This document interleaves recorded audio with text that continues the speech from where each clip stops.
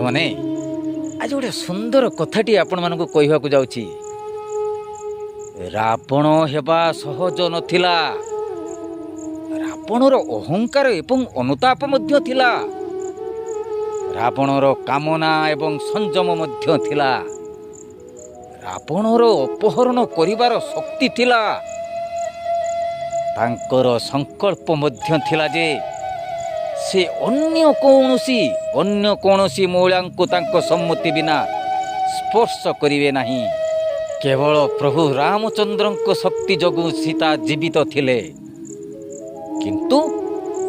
କିନ୍ତୁ ରାବଣଙ୍କ ମର୍ଯ୍ୟାଦା ଥିଲା ଯେ ସୀତା ପବିତ୍ର ଥିଲେ।